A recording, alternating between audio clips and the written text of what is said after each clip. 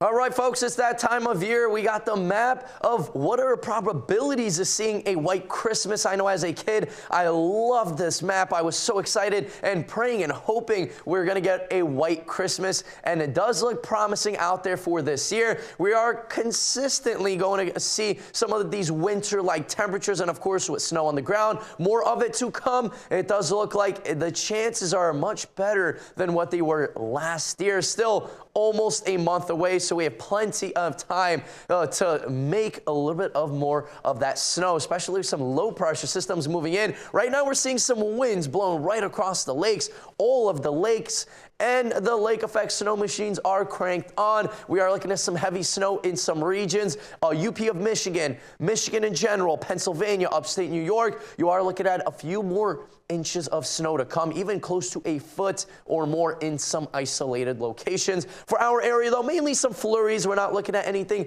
heavy outside at all. Maybe an additional trace of snow here in town, right at the coast as well. Wherever you do see the radar starting to pick up some of these snowflakes making their way down into the surface. Now, Wednesday night into Thursday, we're looking at another potential low pressure system moving into the area, producing maybe a little bit more widespread snow. Same story right at the coast. Does look like everyone's going to get at least some type of snow, especially overnight with lows in the teens and 20s, which means even the coast will potentially see some accumulative snowfall. Still several days away. We'll keep an eye on things, but it does look like at least a couple of inches of snow will be very, very likely all over the area. Now, temperature-wise, we saw some 50s a week and a half ago, and then a long stretch of some 30s and 40s.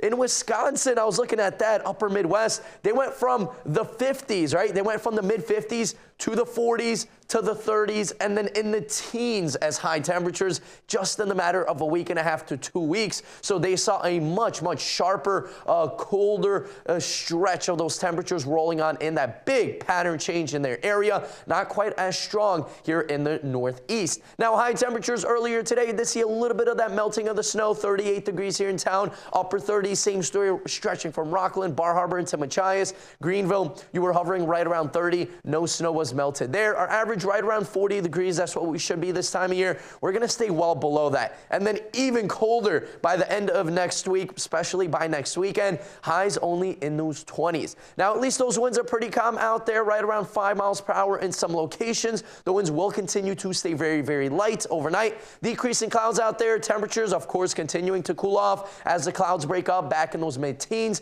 For tomorrow, though, a little bit more melting of the snow, especially with that sunshine outside. Temperatures slightly above freezing here in town.